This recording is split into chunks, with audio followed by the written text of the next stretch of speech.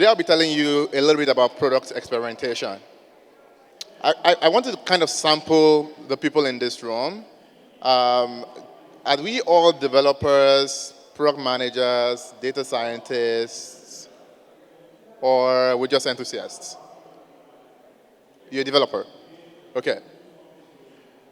So, I'm going to get started. First, let's get the disclaimer out of the way.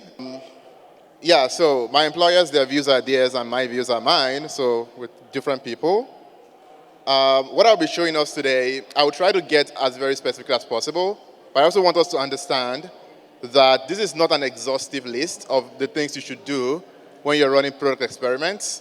It's just like a starting point that you build up from. And the last disclaimer I have is the fact that your mileage may vary. What works, as with everything in life, it depends. There is no one way to do things. So I'm going to show you a way to do things, not the way to do things. So you can always tweak here and there to find what works for you. So let's get started. I have all these nice memes just to keep this interesting. I don't know if you've ever faced this problem where you have a feature that your friend doesn't have, and you're just confused. Why do I have Twitter Circle and my friend doesn't have it? Or why does my friend have it and I don't have it? It's usually because before these features or products get launched fully, they go through a phase called the experimentation phase. And this is where the product managers and the developers are trying to understand what's the value of this product and how can we improve it. I will go through this definition I just put off the internet because it's hard for you to go through books in the library these days. And this kind of like does what I wanted to do. Basically, if I were to define product experimentation, it is the process of continuously testing hypotheses, testing ideas and questions you have for ways to improve your product. And I think this definition kind of like answers the what and the why. What is a product experimentation, and why do we do it? We do it because you don't know your users as much as they know themselves. And sometimes if you speak to your users, people lie. So you want to put the product in front of them, have them use it, and then use that to understand them more. For this particular session, we'll be going deeply on the how. So I'm not going to bother on the what and why. I think we know what it is by now, and we know why we do it. But how do we do it? And that's what I'll be going really into. This is a nice way to kind of like bring all of this session together. This slide is the recap. So I'll tell you from the beginning. This is what we're ending with. When it comes to product experimentation, there are 3 key steps: the pre-experiment, during the experiment, and the post-experiment. And the reason why I feel like this is more of a cycle than a step-by-step thing is that sometimes you go through the cycle multiple times before you launch a product. You don't just always have a product launch at the end of the experiment. Sometimes you have to tweak something else and then go back to the experiment and then run the experiment again, analyze it again before you eventually launch. So you think of this as a cycle, not that, oh, once we're done with the experiment, then we have to launch. And then I'll go to these three key pillars. Okay, let's start with some corny quotes. I don't know if you listen to motivational speakers, but basically Winston Churchill and a number of motivational speakers, I don't know why this thing is fighting with me, but basically I'm trying to put it here. They say if he who plans to fail to plan. And even the great philosopher of our time, Ashake, said, organize. Every other day, you have to organize, you have to plan before you get things moving. So this is like where you actually spend most of the time when you're doing product experimentation. It's the planning phase. You want to make sure you get the plan right, because that is what affects your results and what affects like how you run the experiment. So how do you plan? Let's plan. I think I'll probably just ditch this thing because it keeps moving around. Okay, so next slide, please. So let's get started, let's plan. Next slide. This is a thread. if you're familiar with Twitter, there are two tweets in this thread. And I think the first part is like, these are the three key things that I think you should begin with when you're planning your experiments. And don't, sorry about the wonky slides. I built them on Google Slides and now we're presenting them on PowerPoint. So some things have moved. But basically, the first thing you want to do is define your goals. And I'm not talking about problem statements here because I assume that you already defined your problem statement in your PRD. You already know why you're building this thing that you want to build. Why are you building Twitter Circle? You already know. You already defined what you want to do. But for this specific experiment, you want to go very, very detailed. Why am I experimenting?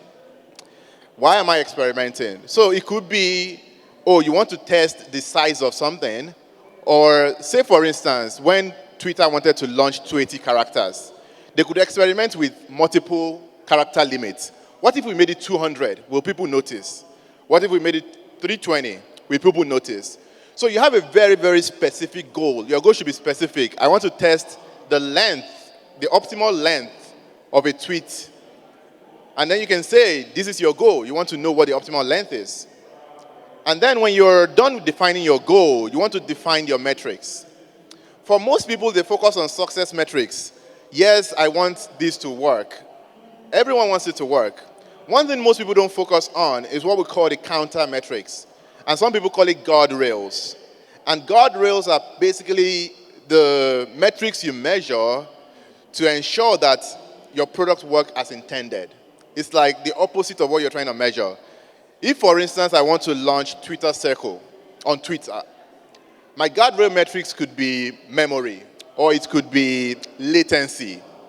If as a developer, and I think developers, we're all aware that when you're writing more code, when you're building more things on top of an existing feature, there is liability that comes with that. There will be bugs, the app can be slower, the app will have more memory, and you want to put these guardrail metrics in place to just ensure that whatever you're building is not countering the user experience. So you could say that, oh, latency is one of your guardrail metrics. If this app is slower than 3 seconds to fetch home timeline tweets, then that's bad for our users. So we have a guardrail metrics that we don't want latency to go beyond 3 seconds, right? So you want to think about counter metrics, and then you want to also think about your success metrics. Now, your success metrics are in two ways, right? Most people think about input metrics. And I'll tell you the meaning and the difference between these two metrics. Input metrics are like your task success. Is this feature doing what we intended to do, right? If we're showing a sign-in promo on Twitter, for instance, we want to prompt people that are signed out to sign in. An input metric will be sign-in rates, click-through rates. Are people even clicking on this button? Is this button doing what it's supposed to do? That is the input metric. Now, the output metric speaks about the outcome. What is the broader goal we're trying to achieve? We're trying to achieve retention. We want people to come to our app every single day.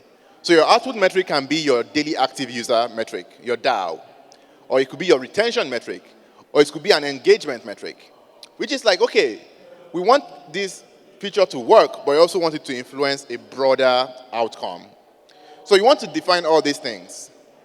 And then the third part is we want to outline your launch criteria. What does it mean? At what point do we launch? At what point do we not launch? You need to do this at the planning phase because you don't want to wait till after the experiment before you start saying, do I launch this or not? So you want to define your launch criteria. What are the thresholds that we need to hit before we believe that this feature is the right feature? Next slide, please. The second part, also in three kind of areas, you want to define your arms, your experiment arms. What are your control group? What's your treatment groups? You also want to define what your experiment population will look like. If you have a very small user base, and this is also something that, because sometimes people will be like, do I have to run experiment every time? If you have a very small user base, maybe you shouldn't bother running experiments. But if you have a very large user base, you could only use a percentage of them to run experiments. You could say, okay, 10% of my users will be controlled, then another 10% will be experiment group. Or I want to do 20-20. And this is all within your decision framework. The next one is the timeline. You don't want to run your experiment indefinitely. At some point, you want to launch this feature. So you need to define, do I want to run this experiment for a week, for 2 weeks, for 3 weeks? And this third part is very interesting. Between me and you, when we want to run experiment, we know what we want to do. If I want to run an experiment to launch Twitter Circle, for instance, I know I want this product to launch. So I have an expected outcome. But then, most of us don't record our expected outcome before we go into experiment. And it's very important to do this. And we'll talk about why it is important when we're doing the launch decision part. You need to write down what you think will happen if you run this experiment. Are users going to like it? Are they not going to like it? Write down the expected outcome. Then, now we want to run the experiment, and this is where you wait. Next slide, please. You implement your experiment and wait. I'm not going to tell you how to implement your experiment, how to write your code. That's what developers do. How do you set up all your metrics to work the right way? I'm not going to go into that. So you implement your experiment and wait.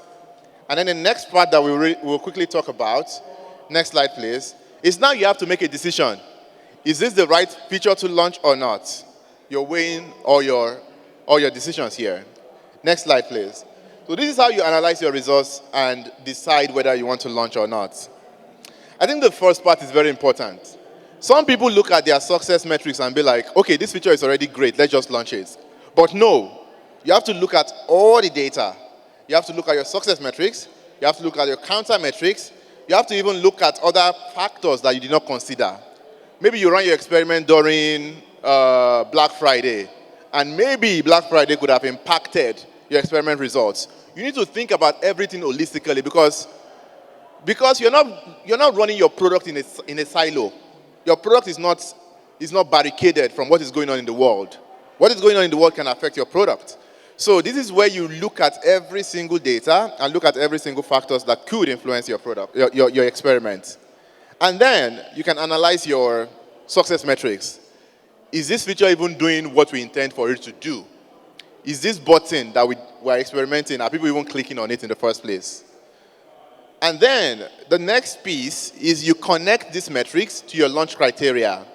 If I've decided prior that our launch criteria is improving this metric by X%, did we actually improve this metric by X%?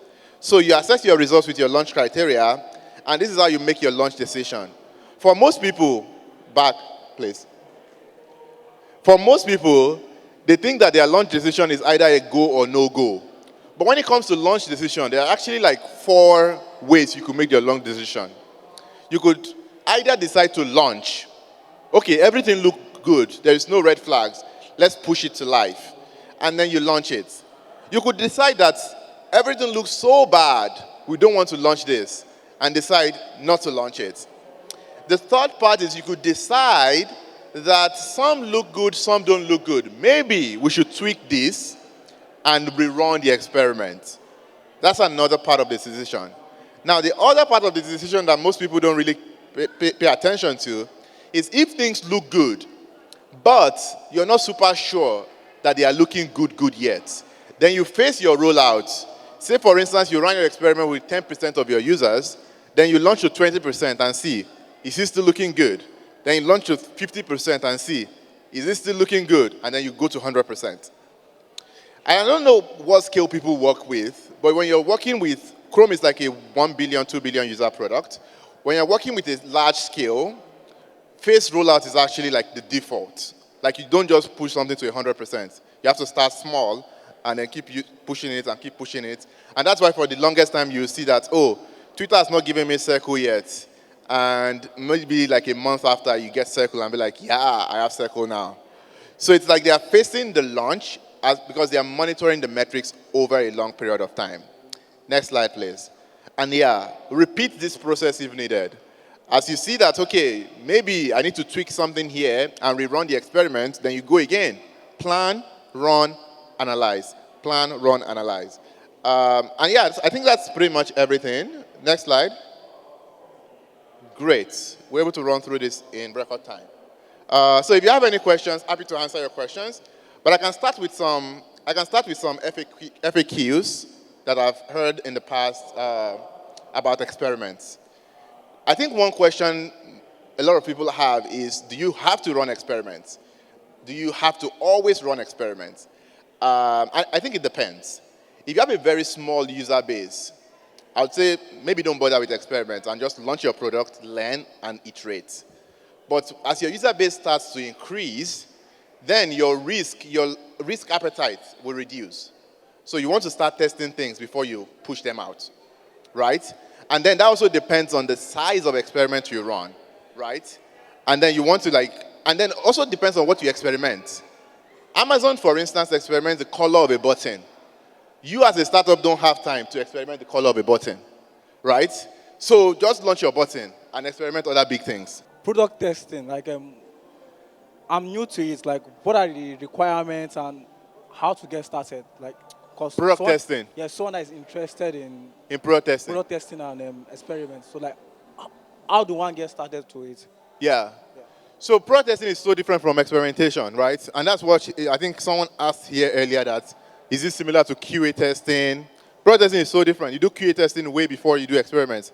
If your code is not even fit for production at all, you don't even need to experiment with it. You need to fix that first. So product testing is so different.